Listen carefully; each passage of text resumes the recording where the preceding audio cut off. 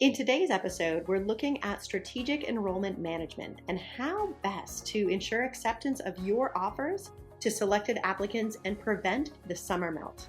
Let's talk about holistic success.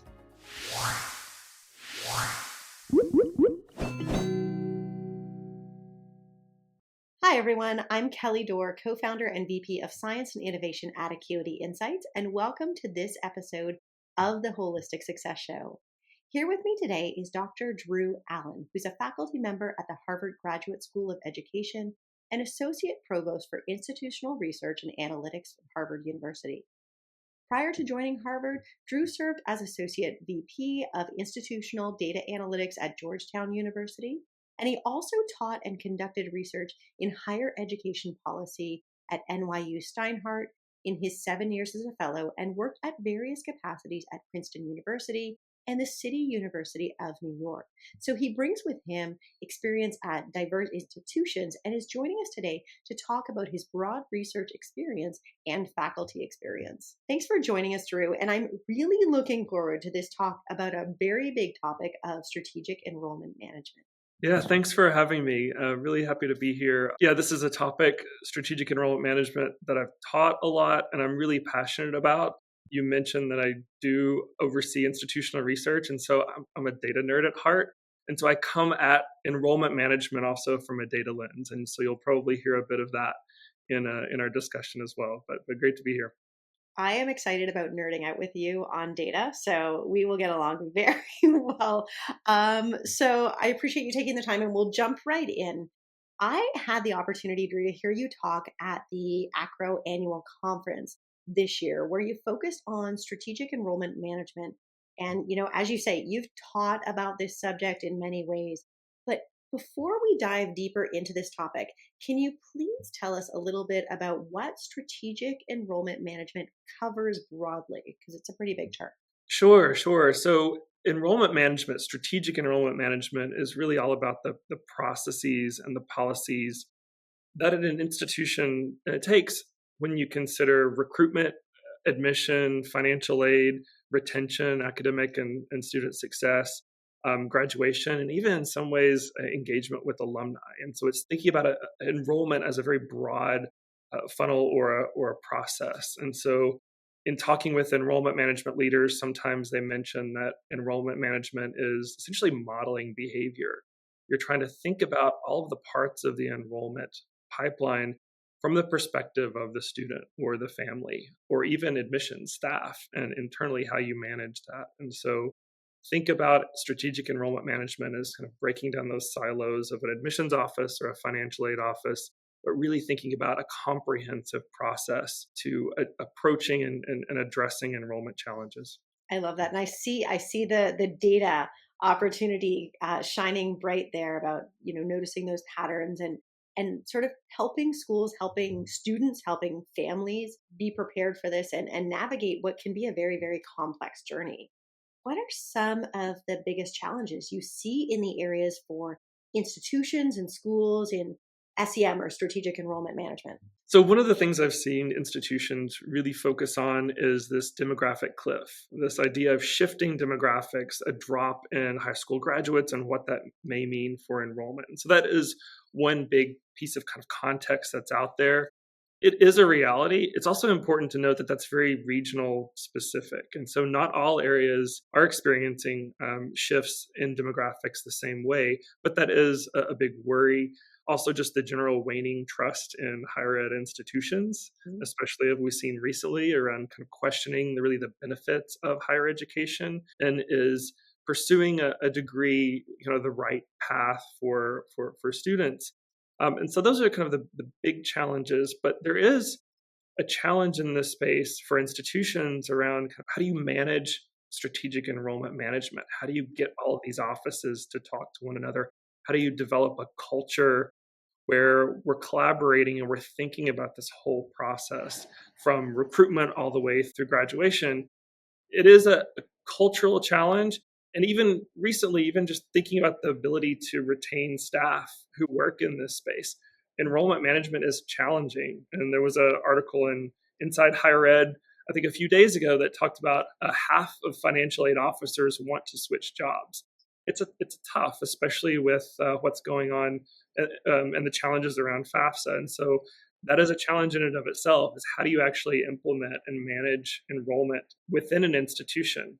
I will say one final challenge that I talk about a lot and I've thought about is this idea of summer melt.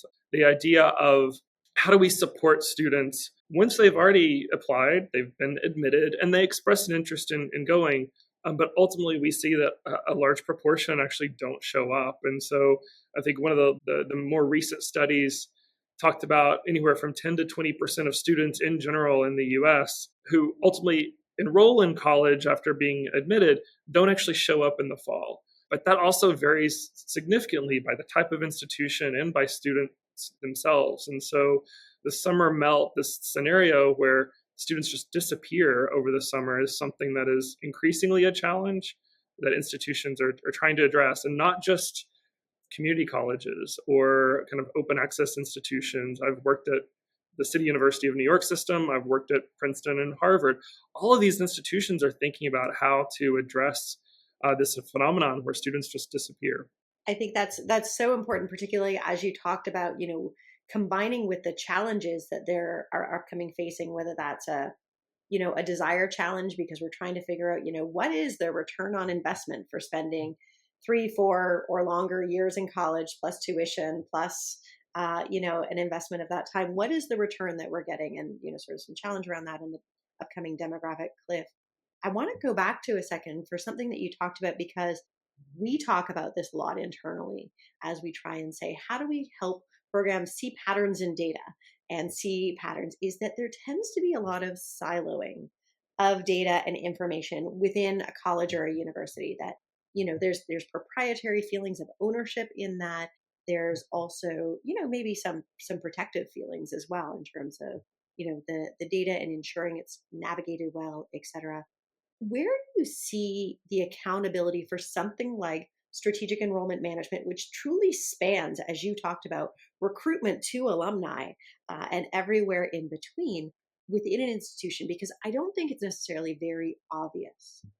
Enrollment management is approached differently by different institutions. And sometimes you'll have a VP of enrollment management. Sometimes you will have different offices, but you'll have a steering committee or a group that really guides enrollment management as a coordinated effort forward. So, regardless of the structure in place, whether it's a matrixed organization or quite hierarchical, there has to be senior accountability, a senior level accountability. Now, that doesn't always mean that it's one person always ultimately being accountable. I think that the models that I've seen have worked well have looked at, okay, what are our institutional strategic enrollment goals? And let's say there are 3 big goals, and who are the people accountable for each of those 3 goals? And it may not be the same. One goal, when we think about who ultimately enrolls at our institution, maybe each a dean of a school or kind of a VP or vice provost in the academic affairs space may be ultimately accountable for part of it. It is really important that as institutions think about breaking down silos, as you mentioned, and institutions try to get folks to talk to one another and to work collaboratively, that there is someone who can drive this collaboration and can point to the outcomes and say, okay, here's where we're going as an institution, and this is how we get here. Because there are challenges in terms of working together organizationally. There are data sharing challenges. Data governance is a scary thing, but also something that is really vital to ensuring that enrollment management practices and processes are kind of really kind of enabling the optimal kind of student enrollment and recruitment that institutions really are looking for. Yeah, absolutely. It's a big complex issue, but I think as you highlighted, sort of getting that buy-in to solving broad problems for the institution and talking to different groups about how their data fits into providing that solution. There's lots of different ways, but it is sort of something that has to be tackled for it to be done well. I'm curious, having talked to a lot of admissions programs in my particular role, one of the things that admissions teams sometimes talk about is they are this input to who comes into the institution, And then often, sometimes the person who gets blamed or the group that gets blamed when there's lack of success, whether that's through a summer melt or folks struggling once they get into program, or not converting in terms of different graduation metrics or things like that. And so I'm curious what your perspective is in terms of the role admissions teams play in helping institutions achieve their enrollment goals there. Increasingly, admissions teams are seen as a core part of the enrollment management enterprise, but only a part of it. And so I think increasingly admissions teams still have a vital function to play in thinking about creating that class or kind of admitting those students. But admissions teams are also seeing their roles are expanding, their responsibilities are expanding. And so whether it's ensuring that they're connected with other parts of the enrollment management enterprise, or really thinking about an admissions team is not just the team that kind of admits the student, but thinking about as having multiple constituencies around everything from becoming a public speaker to an Mhm. ambassador of the academic context of the institution, really thinking about not only just the frontline recruiter, admissions kind of decision maker, but also kind of thinking about what that holistic process looks like. And so increasingly, I see certain admissions teams embracing their role as essentially kind of student experience officers. And so thinking about, okay, what is the experience of a student at our institution? What is the experience of a parent? What is the experience of a guidance counselor?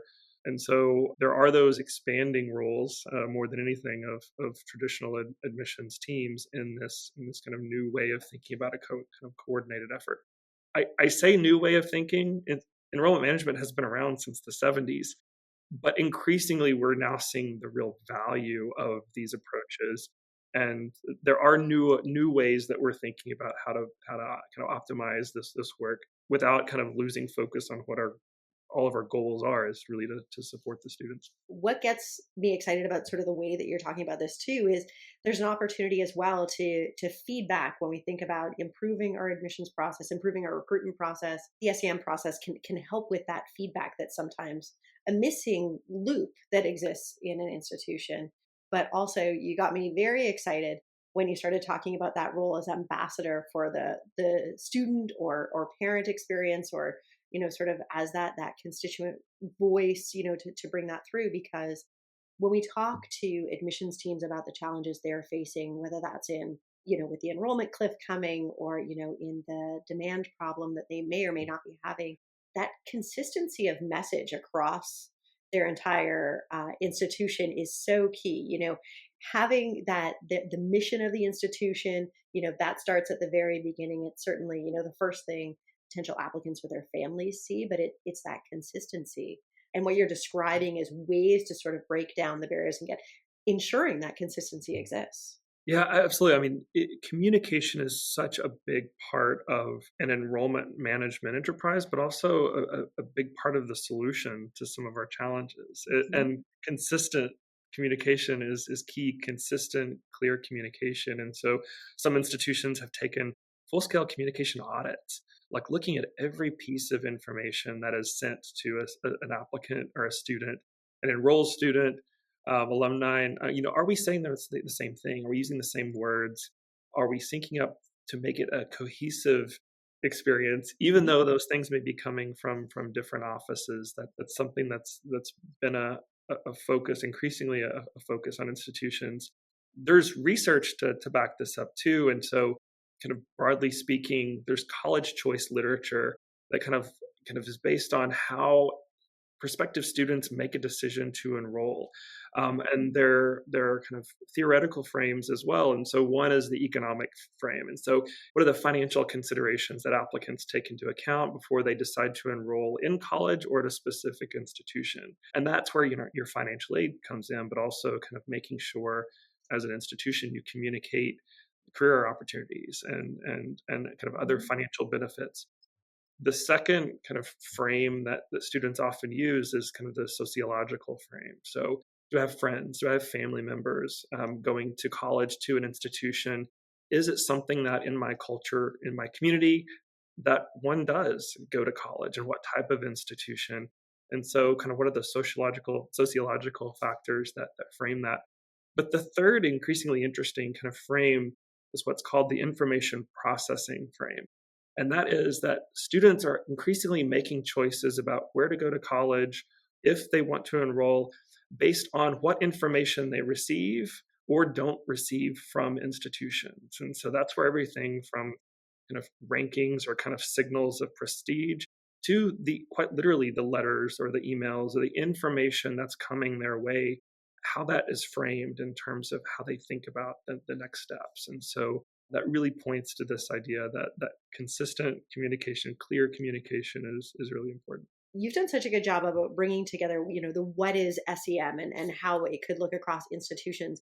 What are some of the strategies for overcoming the challenges that you've talked about? We know that different institutions are taking different approaches, but you've cited, summer melt and obviously some of the upcoming demographic changes that are happening. Do you have any sort of specific advice around that area that you could provide to schools who are looking and thinking about this and trying to prevent that attrition from happening even before folks walk in their door? I would say with summer melt specifically, I've seen this stated a few times, so I can't take credit for it. But basically this idea of like high schools stay late and colleges start early. And so to the extent you can think about, okay, what is the role of high schools in this process and guidance counselors, and how do you maintain connection with students after they graduate, after they're admitted? So part of the work is in the K through 12 system and in high schools, kind of how do you ensure momentum for students, even if they've been admitted in their senior year. But if you think about it from a higher ed perspective, and that's really the perspective I often focus on in my teaching, and obviously coming from an institution, it's start early. And by that, think about the moment that a student is admitted to your institution, they're part of the community. And so frame communication, frame services doesn't mean that they're kind of actively enrolled and being offered all kinds of very expensive things over the summer, but assume that they are part of the community. Do provide optional opportunities to engage over the summer. And so I think that's one way to really kind of think about addressing the summer melt. Don't make it seem like that their enrollment doesn't really officially start until the fall. There are a lot of things that one can do with students. Related to that, I mentioned the word engagement a few times. Recruiters are increasingly savvy in marketing teams in terms of kind of getting students engaged or parents engaged. I've even seen kind of like try out an online course or so get beyond the typical kind of campus visit, but let's get you interacting with students, with faculty.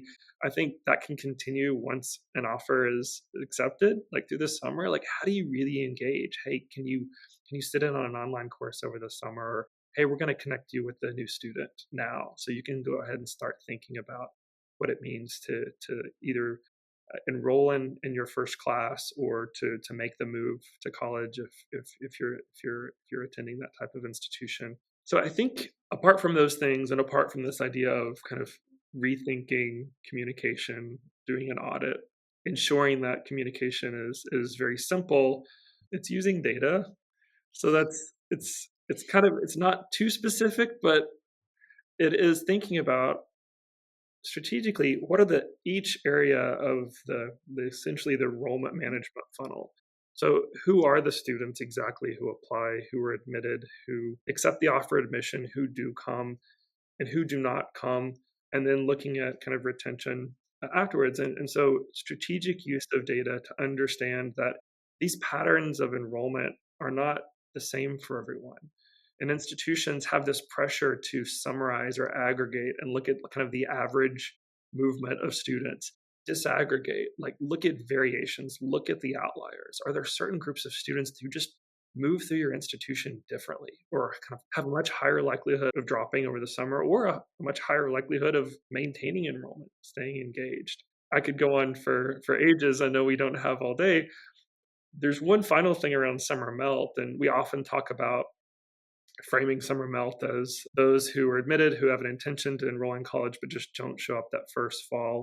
You can also think of summer melt as melting in subsequent summers. And so certain institutions have been quite successful at getting students to enroll that first fall, but it's actually the summer between the first and second year that you see a lot of drop off. And so it's thinking about, okay, what are strategies that one can employ to ensure that first year retention rate or that first year persistence, if you're thinking about it from a student perspective, is improved. And so thinking about other ways that students can stop in the pipeline.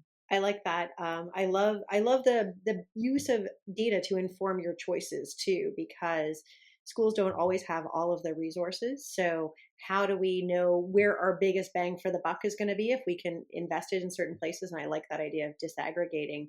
One of the things that I personally get excited about that I don't think happens as often as I would love it to is that transition of admissions data through to when folks transition into starting their education or over the summer. We sort of use that data in an admissions way, but then sort of stop using it in a way to almost turn it into more formative or low stakes data to help us guide and gauge.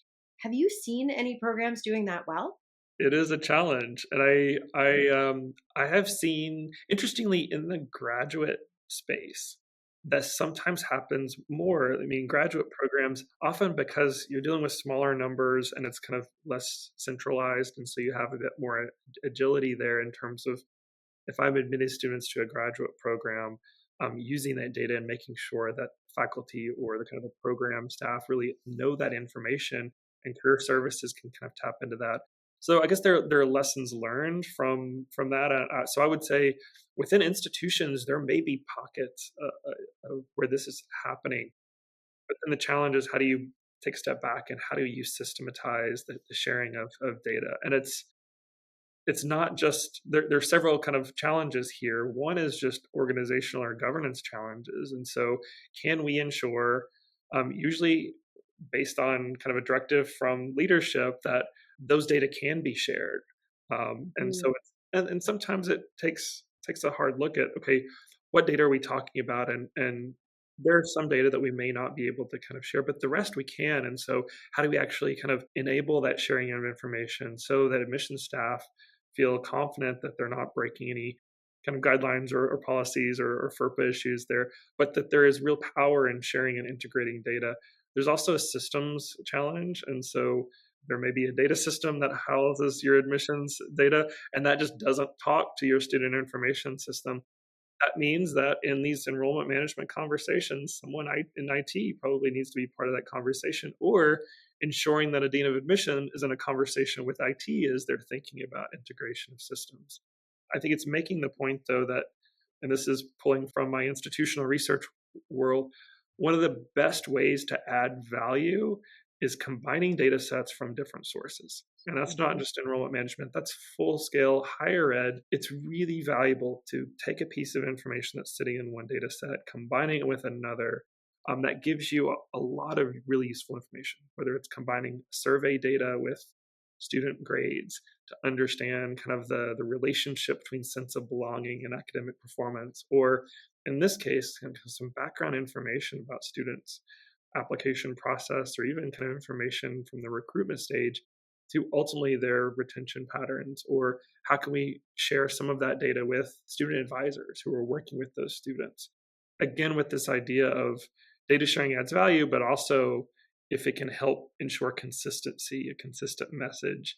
And so the student doesn't feel like they're being kind of handed off to one office, really, even if that's what happens.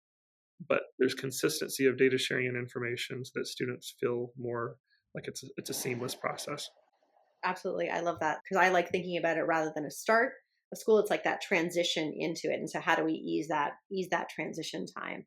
Curious about, summer melt or other things as schools start to look to more non-traditional applicants coming in who maybe aren't coming direct from high school.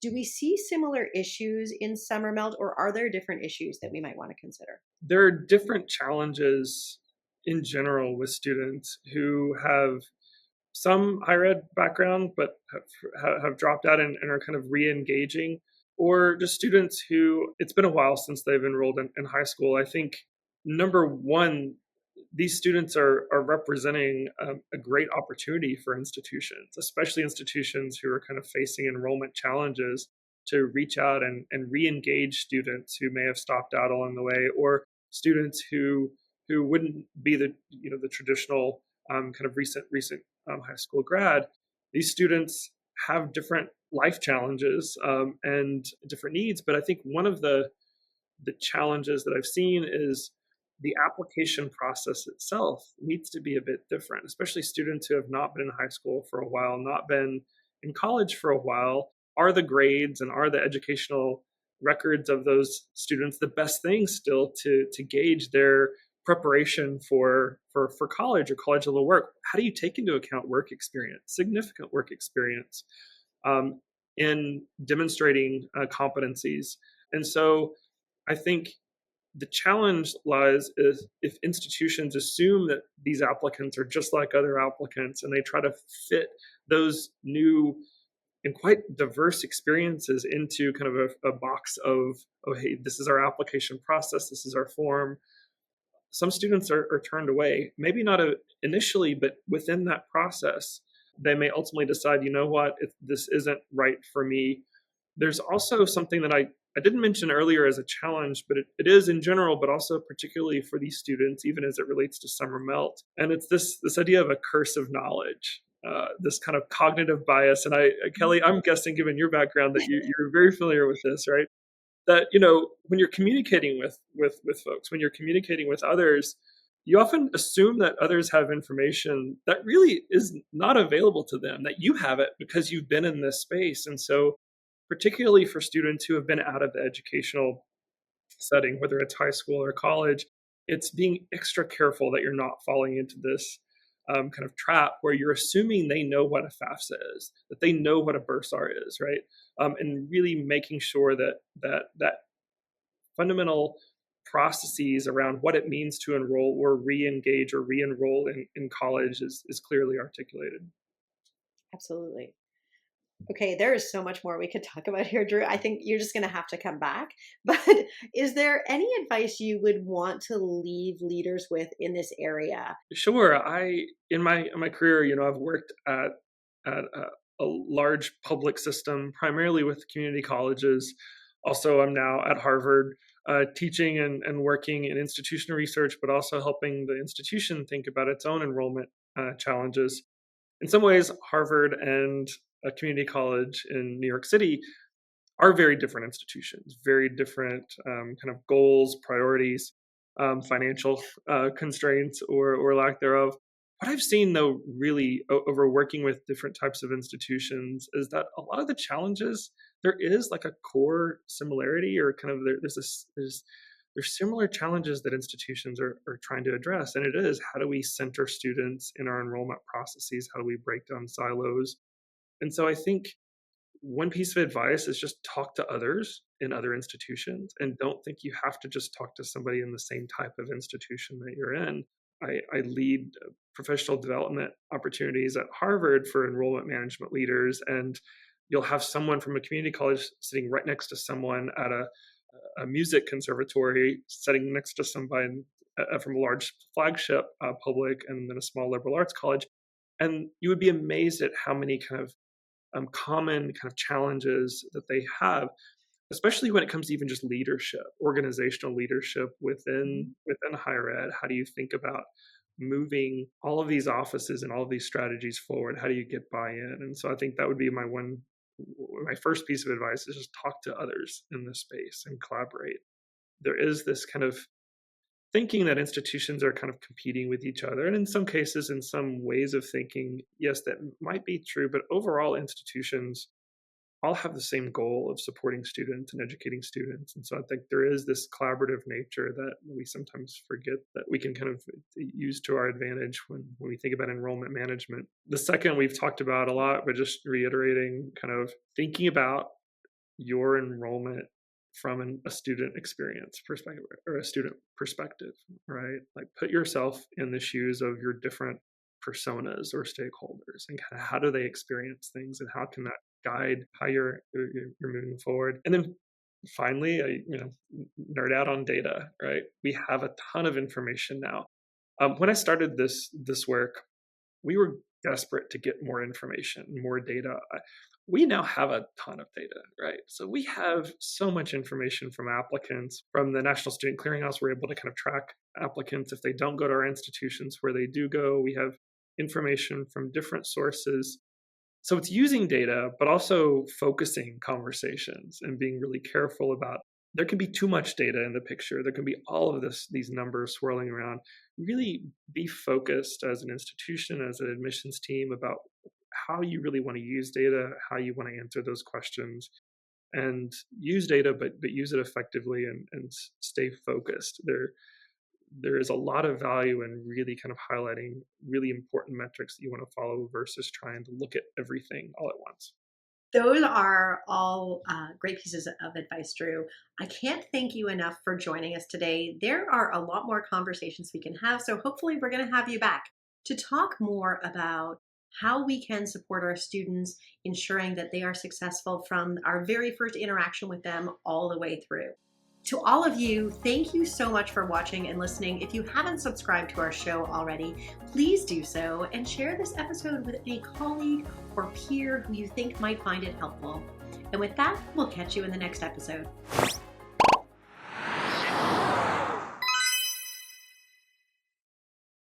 If you enjoyed this episode of our show, please be sure to check out the other episodes. And don't forget to subscribe. We have a new episode releasing every week.